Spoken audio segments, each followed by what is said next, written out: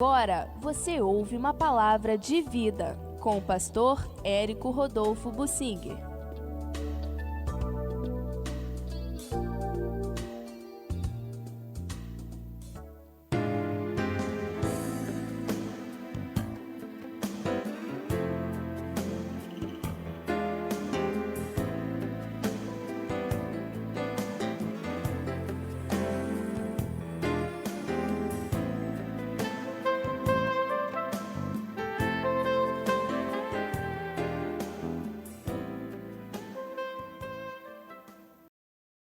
De onde provinha a riqueza e as vitórias de Davi? Davi é tido na Bíblia como um grande herói, um vulto que se tornou ídolo nacional e por toda a história, e até hoje a bandeira de Israel é um fundo branco com uma estrela de Davi. Davi é lembrado como grande herói nacional. E na Bíblia também ele é citado como um exemplo e modelo para nós. A vida de Davi, no entanto, é retratada na Bíblia com cores realistas e os defeitos e pecados de Davi não são escondidos, não. Deus bota no ventilador para todo mundo saber que a graça de Deus é que fez Davi. Davi não era grande por si, não era super capacitado, foi falho, não era perfeito, não era santarrão, era um homem falho. Mas ele tinha um coração como o coração de Deus. Ele amava a Deus, sabendo das suas fraquezas, ele amava a Deus. E porque ele era coerente nesse amor, amava a Deus acima de todas as coisas, Deus lhe deu muito aqui na terra. Davi veio lá de baixo, filho, talvez problemático, alguns dizem que até bastardo. Tem umas histórias assim sobre a mãe de Davi, sobre a criação dele. Mas o fato é que ele veio de uma família pobre, em uma cidadezinha que não figurava nem como milhares de Israel, de tão pequena e desprezível que era, a Belém Efrata, pois foi ali que Deus entendeu de fazer o Davi nascer. Era o 8º filho de uma família e não tinha muito destaque na família, ficava com os serviços mais difíceis, que era cuidar do gado ao relento, no sol quente de dia e debaixo do sereno de noite, e tendo que vigiar para os animais selvagens não matarem as ovelhas. O Davi aproveitou as adversidades e os serviços difíceis para desenvolver suas habilidades. Desenvolveu instrumentos de música, habilidade para tocar esses instrumentos, instrumento de sopro, tipo flauta, de cordas, que eram como que harpa, saltério, instrumentos feitos com fios feitos de peles de carneiro enroladas, e eram as cordas, e assim Davi fazia isto, e esses instrumentos ele afinava para serem usados em músicas que ele compunha para Deus. Davi desenvolveu todas essas habilidades, a vigilância, desenvolveu a força física, a capacidade de lutar, a capacidade de atirar pedras com a funda. Davi desenvolveu várias habilidades nesse tempo em que ele ficava assim no meio do mato, cuidando das ovelhas e vigiando as ovelhas. Na maior parte em desertos relativos. Tinha um ou outro tufo de capim verde ou alguma planta verde que as ovelhas procuravam para comer, mas na maior parte eram regiões desérticas. Não era nenhuma mata, nenhum bosque e nenhum pasto amplo e bonito, verdejante.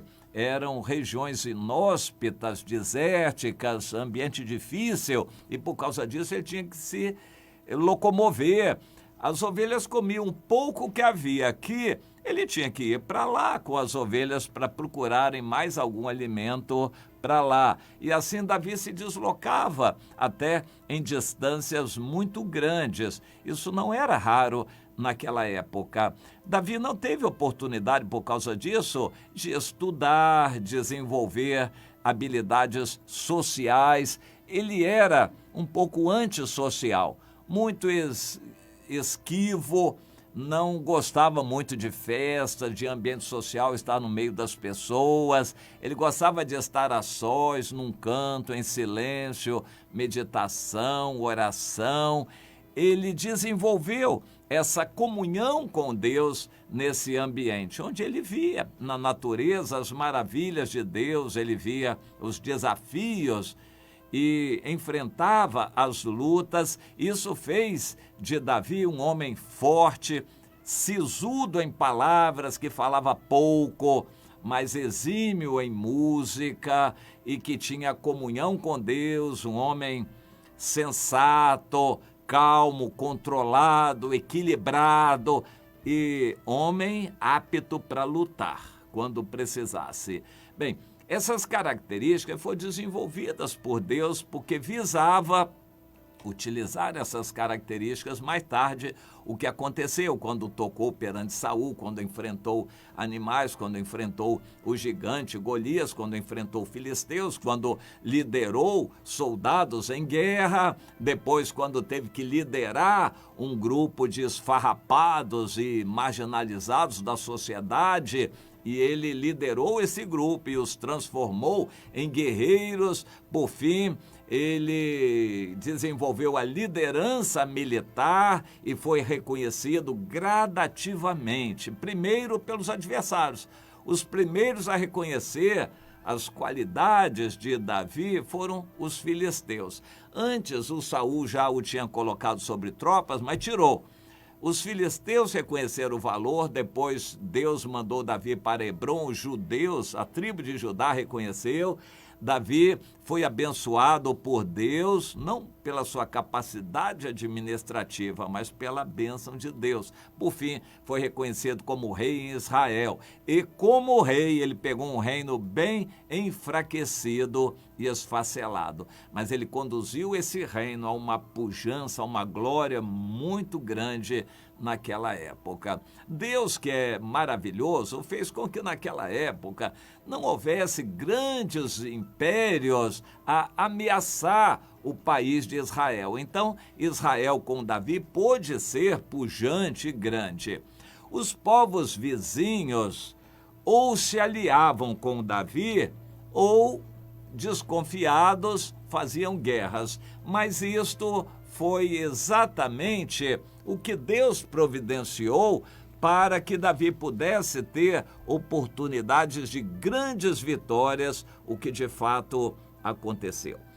Em 1 Crônicas, no capítulo 18, nós lemos um pouquinho do relato dessas vitórias e glórias que Davi obteve. Claro que nada foi fácil para ele, mas depois, num resumo, nessas crônicas, que são uma espécie de resumo da história, nós lemos que lá de Adadezer, Davi tomou os escudos de ouro, também de cidade de Adadezer tomou grande quantidade de bronze, de que Salomão fez o mar e as colunas e os utensílios de bronze.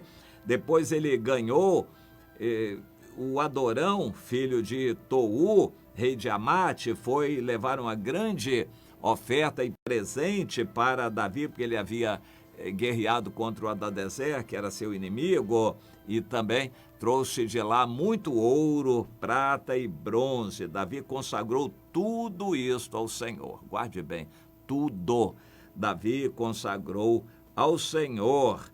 Mas ele também conquistou o despojo de outras guerras contra outros países. Edom, Moabe, Amon, os filisteus, Amaleque, todos eles eram povos vizinhos que se tornaram inimigos de Israel, não porque Davi quis. Davi não atacava de graça país nenhum, mas era atacado. Quando era atacado, ele aceitava a guerra e sempre Deus lhe dava vitórias. E então ele tomou também Edom, pôs guarnições lá, e os edomitas ficaram por servos de Davi. Estou lendo 1 Crônicas 18. E o Senhor dava vitórias a Davi por onde quer que ele ia. O Senhor dava vitórias a Davi por onde quer que ele ia. O segredo de Davi era Deus. O Senhor dava vitórias a Davi, não sempre com facilidade, mas era sempre o Senhor que dava vitórias a Davi. E ele reinou sobre todo Israel, julgava e fazia justiça a todo o seu povo. A seguir, no capítulo 19 de 1 Crônicas, nós vemos um relato de uma das guerras contra Amon, quando Davi, bem intencionado, mandou uma comissão para consolar o Anum pela morte de Naás, que era o rei velho morreu, o filho Anum assumiu. E Davi mandou uma comissão levar os pêsames, mas eles foram mal recebidos e desconfiaram das intenções de Davi e criaram mais uma guerra desnecessária, mas foi mais uma oportunidade de Davi vencer. E Davi venceu os amonitas, tomou mais despojo. Bem, as riquezas de Davi não eram provenientes apenas de boa administração. O que Davi não teve como grande, nem se destacou nisso. Não foram as empresas de agropecuária de Davi, não foram indústrias, não foi o comércio como Salomão quis imitar o Irão, rei de Tiro. Davi não se destacou por se enriquecer como empresário. A maior parte da riqueza de Davi, que não ficou para ele, que ele consagrou a Deus, foi proveniente dos despojos das guerras. Portanto, ele não trabalhou por aquilo, mas vencendo a guerra, ele ganhou o despojo dos inimigos. Eu quero fazer um paralelo conosco. Já foi feito um estudo nos Estados Unidos que alguém, se começar a ganhar dinheiro quando novinho, quando ele ficar velho, honestamente ele não será milionário. Se não acontecer algo excepcional, ele não vai ser um milionário, porque o trabalho honesto não garante que a pessoa se torne milionário, muito menos bilionário. Esse estudo foi feito nos Estados Unidos. Então, a conclusão é, a pessoa, para se enriquecer, tem que arranjar um nicho, descobrir algo que vai ganhar dinheiro rapidamente. É mais ou menos esta a situação de nossos dias, como era naquele tempo. Davi se enriqueceu porque ganhou a riqueza dos países adversários. Hoje em dia, a pessoa se torna rica quando ganha uma herança, quando faz uma negociata, quando se destaca no esporte, ganha publicidade por causa daquilo. Ou seja, honestamente, pelo suor do rosto, ninguém se torna milionário. A riqueza vem por situações várias, inclusive se Deus quiser nos dar. Agora, por que Deus não nos dá a todos nós muitas riquezas? A resposta é que a gente se perverteria com as riquezas e se afastaria do Senhor. Salomão pediu isso: Senhor, não me dê nem a riqueza nem a pobreza. A pobreza é para eu não ter tentação de roubar, e a riqueza para eu não confiar em mim e me afastar do Senhor. Infelizmente foi o que aconteceu. Ele se enriqueceu muito e se afastou do Senhor. Mas ele teve antes a sabedoria de pedir isso a Deus, mas ele não perseverou e isso não aconteceu com ele. Eu creio que um cristão hoje sensato vai pedir: Deus, não me deixe ser rico. Agora, se o Senhor me der alguma grande quantia de dinheiro, algum poder, se o Senhor me der algo grande, me ajude a não colocar o coração nisso, que o meu coração continue pequeno. Se o Senhor me der coisas grandes, me ajude a que o meu coração continue pequeno. Eu não quero me envolver com isto. Foi o que Davi fez. As riquezas foram grandes e vieram de todos os países. Sabe o que Davi fez? Consagrou tudo ao Senhor. Ficava com uma pequena parte que no final também deu para o Senhor. O coração de Davi continuou pequeno. As riquezas aumentavam e o coração de Davi continuava humilde.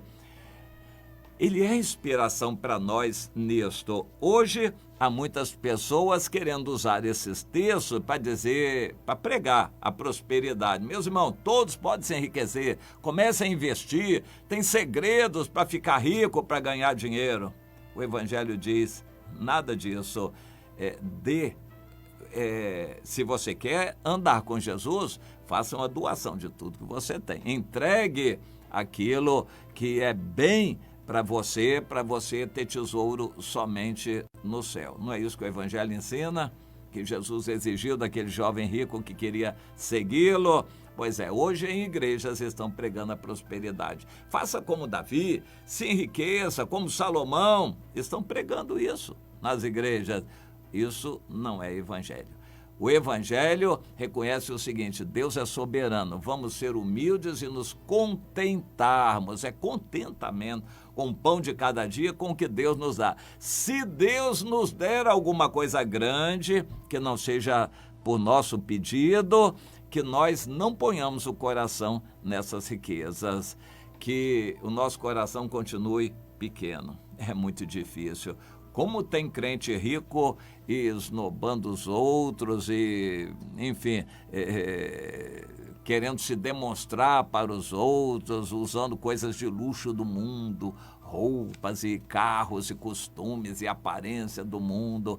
Como há crentes com esse sonho de serem grandes no mundo. Mas que Deus ajude você a ter um coração pequeno, como o de Davi, que você seja humilde no seu coração, não queira nem peça riquezas a Deus. Se Deus achar você fiel para administrar alguma coisa e der a você grandes coisas, peça a Ele que ajude você a não colocar o coração nisto.